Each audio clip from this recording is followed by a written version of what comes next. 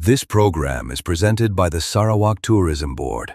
Sarawak, the gateway to Borneo. On this week's Hot List, market medicine, a bright spot in the financial darkness. S&P keeps its confidence in Indonesia. Smart Talk, learning English from the third grade will be mandatory from next school year. Can kids handle that assignment? And Cup Crazy. The finals of football's biggest prize is just a free kick away. Who will Indonesians cheer for?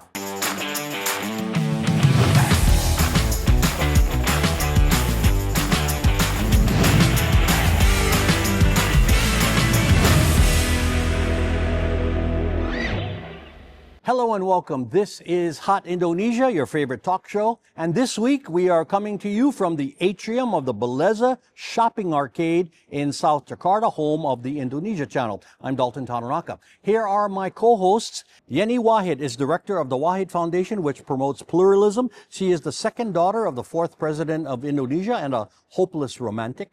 Sandy is out today. Sitting in for him is Ardina Glenda, investor relations specialist at Midday Asset Securities and a moonlighting singer. Hot topic number one, market medicine. It was a much-needed shot in the arm. The respected Standard & Poor's financial agency reaffirmed Indonesia's sovereign credit rating this week, saying that Indonesia's economic fundamentals remain stable despite global uncertainties. This gives investors more confidence to stay in and provides positive sentiment to bond and currency prices. Now, S&P said that recent economic fiscal conditions should be temporary. Good to hear that, and that helps the mood, especially after Moody's and Fitch cut their debt rating forecast to negative earlier this year. Yenny, the everyday market watcher, you said all along in this program that Indonesia's basic economic strengths remain strong and positive, growing revenue from natural resources, relatively low debt. So this has to be good for the government. Absolutely. It actually confirms two things, right? The reports. First, like you said, the fundamentals, Indonesia's fundamentals remain strong. You mentioned about the manageable debt, also the very big domestic market, abundant natural resources, and we have managed in the government, I think, so far has been committing to a fiscal prudence. And I think this is what they're looking for because, again, we've discussed this before, market hates uncertainty. So but fiscal prudence, but we've talked in the past about how they were overspending on certain... Yes, but the government is actually committed to a 3% deficit ceiling. Overall, yeah, okay. Overall. Yeah. So that is very important because, otherwise, we will be like other economies in the world, some other economies in the world, which is not faring very well at the moment. So many countries are actually would love to have what we have now. Yeah, especially with the overall GDP growth forecast. Well, what did S&P see that Moody's and Fitch didn't? Or conditions changed from month to month, and now we're into July. They were February and March, I think they made the forecast. Earlier in the year, probably a little more uncertainty, right? Yeah. One thing that the S&P, that I mentioned one thing, right? The two messages. The first one is about the strong economic fundamentals, but the second one is actually about the fact that we need to keep up with what we have. We still have to maintain what we're doing now, just like this is like stay the course. They stay the course, yeah. And this is like a medical checkup. Even if you've got a clean slate, doesn't mean that you need to, that you can just eat whatever you want and then not exercising. But don't right? panic. Okay. So, now, the government responded by saying that the S&P report showed confidence in its economic policies. And they're happy to say that. Mainly keeping debt, which is a big problem, below required limits. Glenda, you work at one of the country's biggest securities firms. How did the market and investors you talk with daily react? We are basking in joy because for the first half of 2026, we have been reigning with negative sentiment. The market has been going down for 6 consecutive months, and that's the first in the record, over these past few years. And we went from the highest of 9,147 something to the lowest of 5,300 something. That's like a 30% drawdown. But now we have been eyeing on a good change because for 10 years record, July has always ended in the green zone, and currently we are in the green zone. So if you're saying that we are happy with the result, we are very happy. We're just still waiting for November, which MSCI will actually review us once again, whether they freeze us or unfreeze us. But so far, it's been going good. It's not like a really positive sentiment for everything, but at least the market can stay stagnant or sideways or even has a potential of upside. And of This course, stopped the market's fall then, basically. basically, it has been going sideways this July, and if it actually ends up in the green zone, that will add to the 11-year record of July ending up in the green zone. And this week, investors are saying, wow, okay, we got a bright spot, right? It alleviates the concern for a bit, because you mentioned uncertainty. The thing is, uncertainty in Indonesia, it has been going on not from outside of the country, but inside of the country. So that's what's been going on for the past 6 months. And now, as if we said that, oh, the outlook is stable, the outlook is good, the economic itself is very stable, that convinces us once again that the problem is one by one are being treated correctly by the government. Okay, you said domestic, but Indonesia has weathered global issues such as the war Yeah. better than most countries. Economic growth still projected at 5%. For the entire year. Yeah. The first quarter number was 5.6%, which is great. Now, government policies are one thing, but sentiment is something hard to control and hard to judge, right? And that's a lot of market psychology, sentiment. Yenny, how does this impact the average Indonesian who probably doesn't know what a triple B rating means in any case, Yeah, they don't understand. Yeah, They don't so how understand does it what is a trickle down? stable outlook means for them. But this trickles down in the confidence in the government. Even though maybe some people say it's temporarily, but you mentioned 5% growth is very good, compared to other countries. Even though it's not stellar, it's not enough for the growth that we needed to jumpstart like better employment, better job creation, and bigger industries, output. But it is still good compared to other countries, right?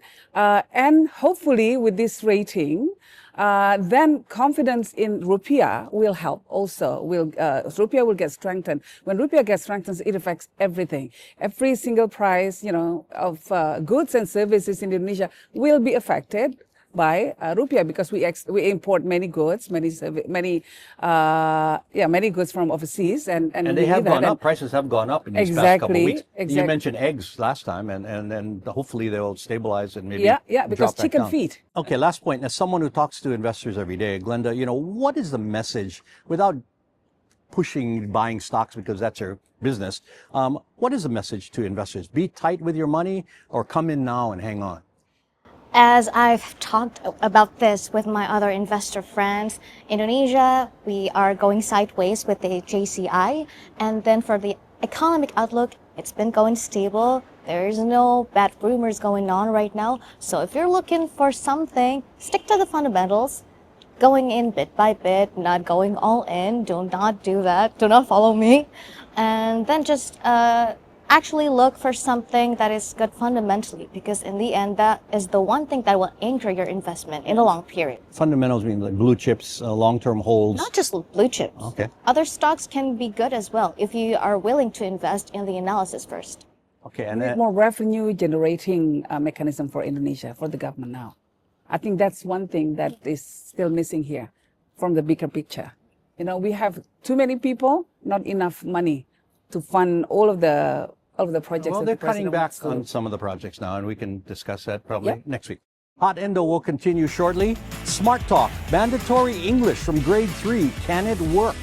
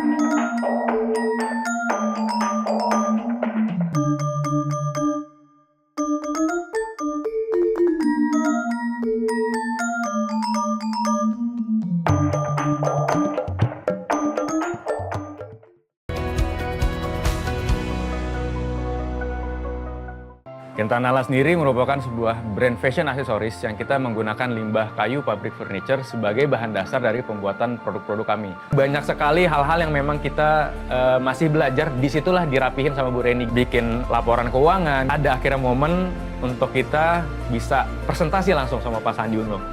Secara omset kita bisa naik lebih dari 80%.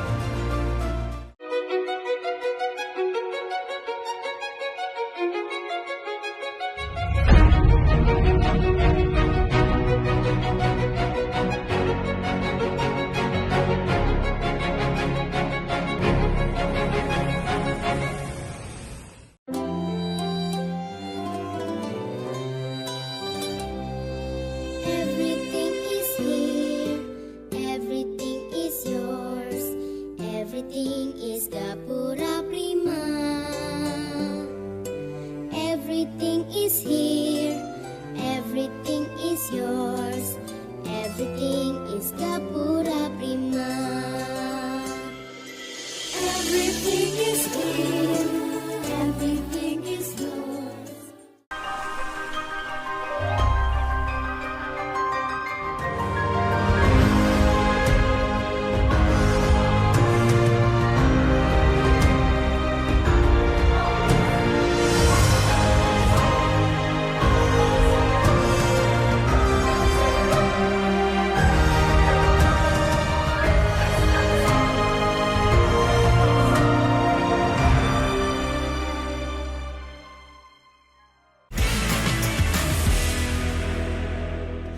You're watching Hot Indonesia with Yenny, Glenda, and me. Here's hot topic number 2, Smart Talk.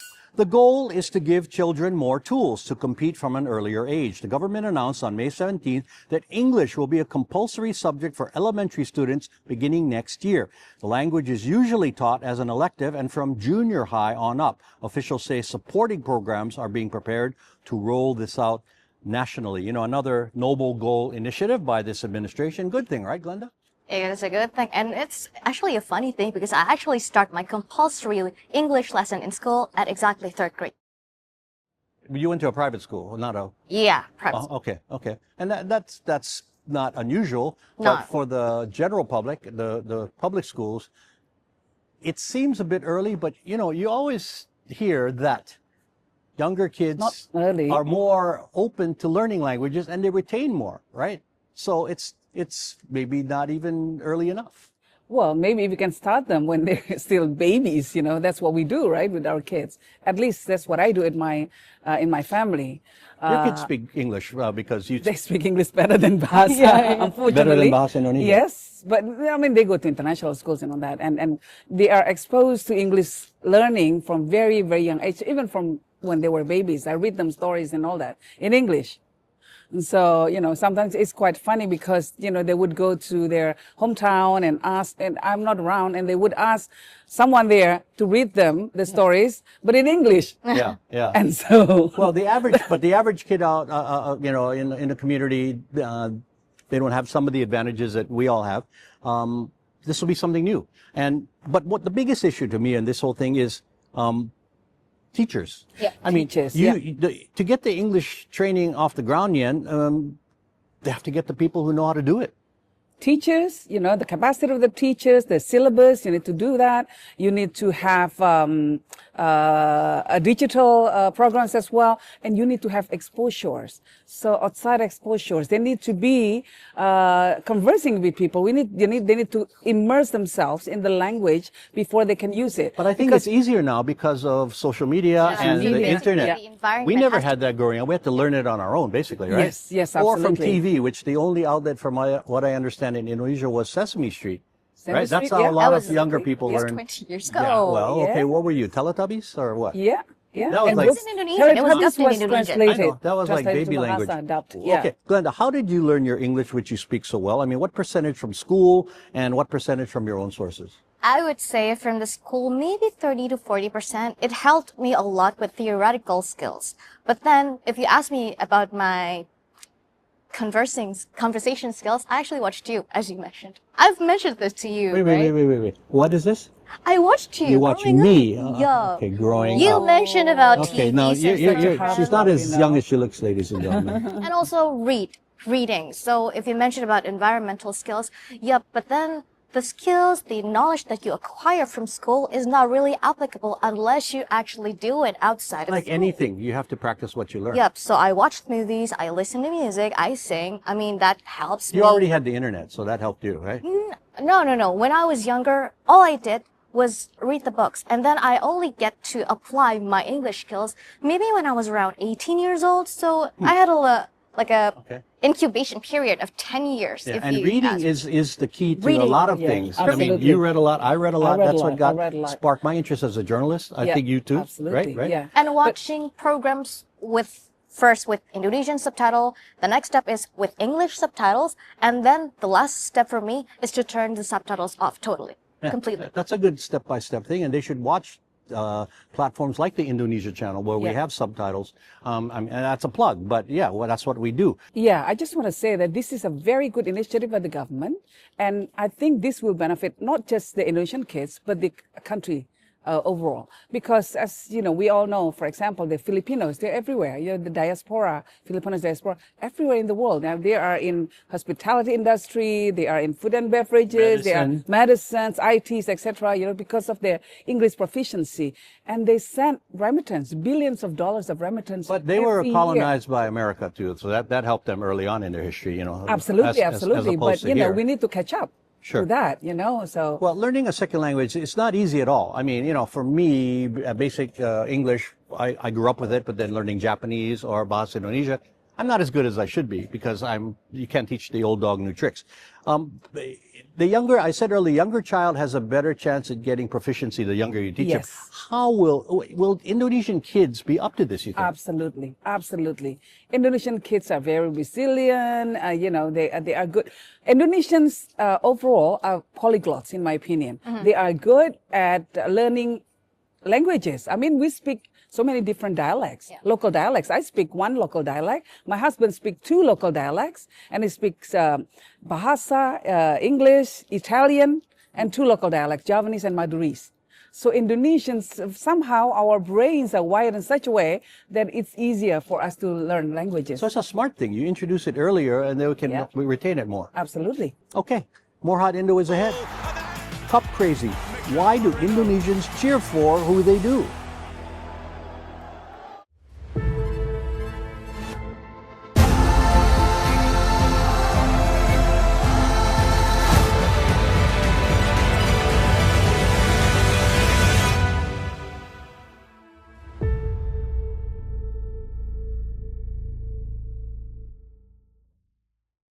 Setiap organisasi memiliki potensi yang besar yang menunggu untuk dibangkitkan. Pradaim didirikan oleh para ahli bersertifikasi. Kami hadir untuk mengembangkan mindset dan keterampilan manusia dengan kurikulum custom, interactive learning, dan metode coaching yang relevan dengan kebutuhan perusahaan. Hasilnya adalah perubahan nyata dalam performa, komunikasi, dan budaya kerja. Paradigm. We don't teach, we educate.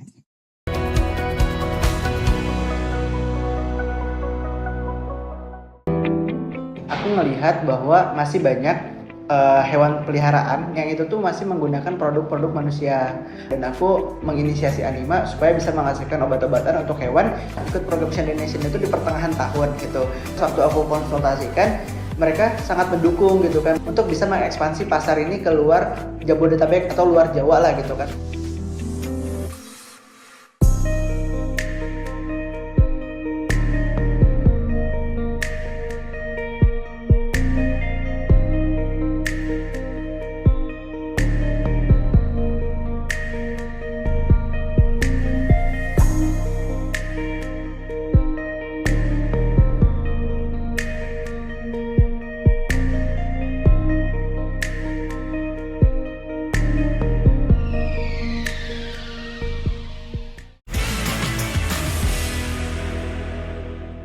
You are watching Hot Indonesia from Jakarta. Hot topic number 3, Cup Crazy. It will be very early Monday morning here in Indonesia, 2 a.m., when the biggest prize in football takes place in New Jersey in the U.S. Spain versus Argentina will be a matchup of familiar World Cup powers after competition began with 48 teams in all.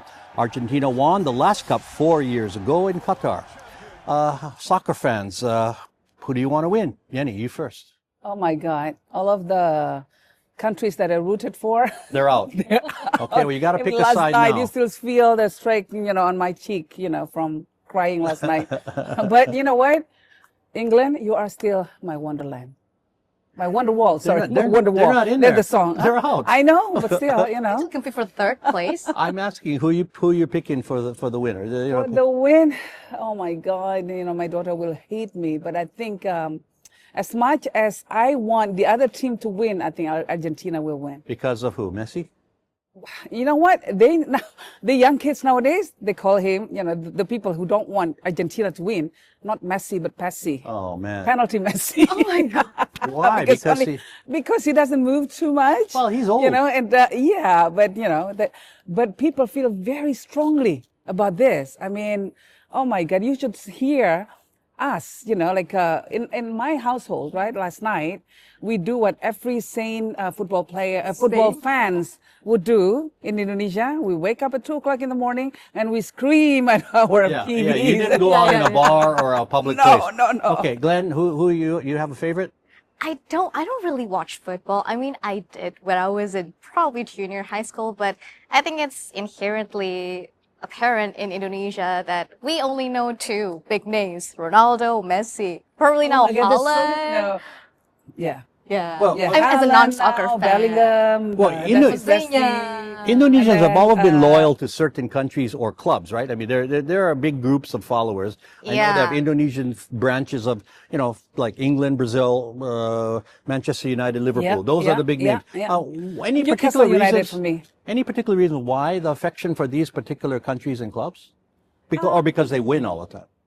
Well, I mean, could just be, they love the players, for example. They love the game. They love the competitions, and I visited Newcastle United Stadium before, so that's why I love it. And now it's acquired by Saudi Arabia, and it has stepped up its game. So I love it, right? But other people, they've got their own reasons, and maybe because of the players as well. Players always lead people to their clubs, but I see a lot of Manchester, a lot of Liverpool, particularly Man English City, clubs. Clubs, Yeah. Okay. Indonesia, with its, let's get a little serious for now. Huge population base, always talked about as a potential global football power because we got so many people. Yes. But it barely meets regional success, and there are several reasons why. And I think number one is youth programs. We don't train our kids as much as other countries, right, Glenn? I mean, it's improving, but you need the infrastructure. And truthfully speaking, a lot of our potential players are actually either naturalized or they're mixed. So I don't know what gene plays in this role, but... No, I think that goes back to the development again. You don't have the young kids who are raised in this world-class level, so you have to import the stars right because now. it's the thing in Indonesia, whether you can make it as an athlete or not. Because if it goes back to salary and income, we see a lot of veteran athletes not making well enough money for them to survive. And that's, I think, the biggest concern for parents sending out their young children to youth programs, especially for sports. I see. Okay, I see what you're saying. It's the ecosystem. You cannot just have the athletes, but you need to have good coaches as well. You need to have good training regimens.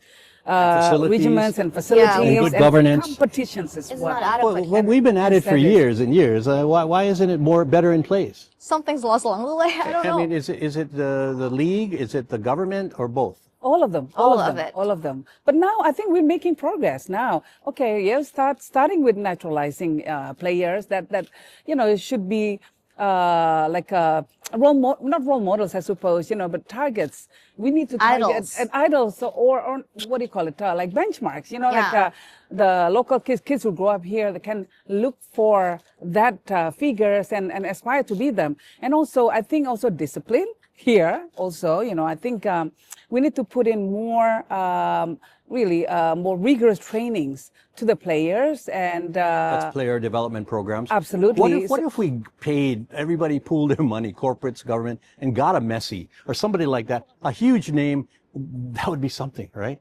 Yeah, but I don't know if they'd come. I think it takes more than that. I mean, from my experience at the sports climbing federations, for example, right? What we do is we build this, for decades. it's not just, it will not happen overnight. I mean, it starts young. We start looking for new talents when they were like 8, 9, 10.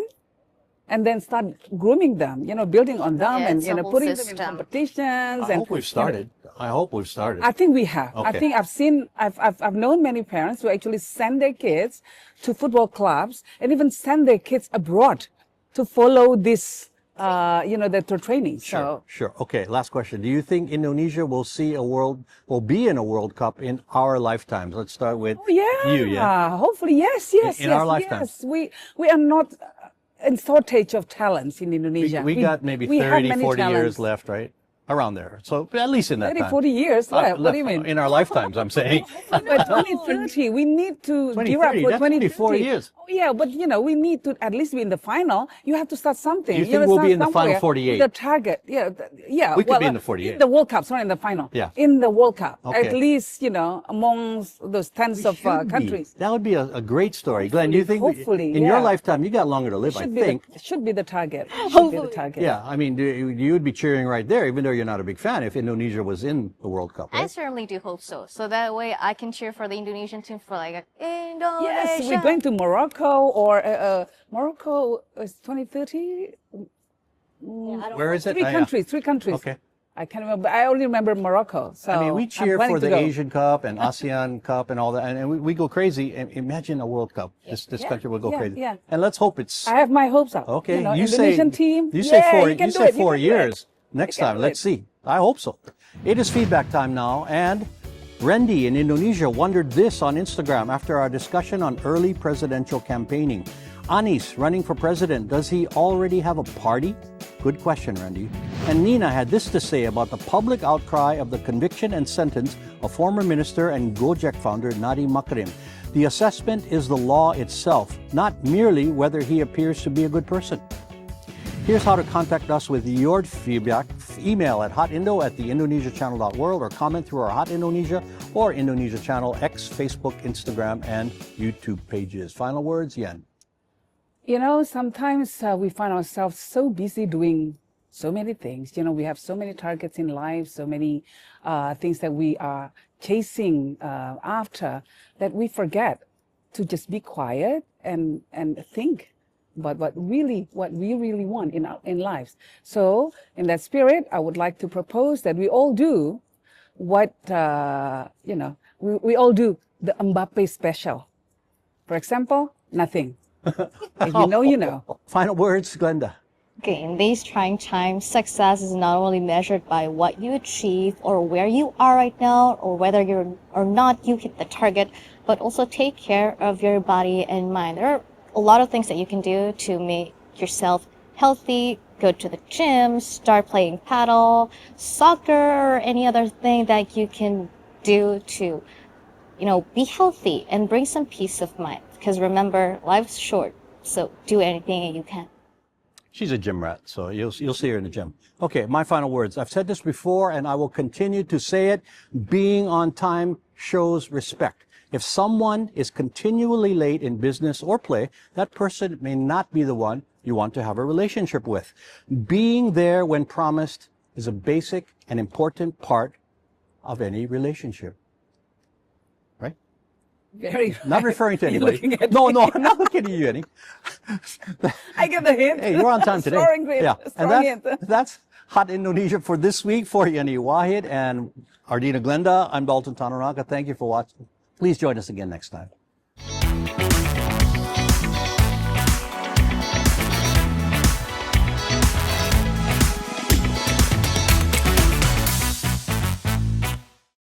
This program is presented by the Sarawak Tourism Board.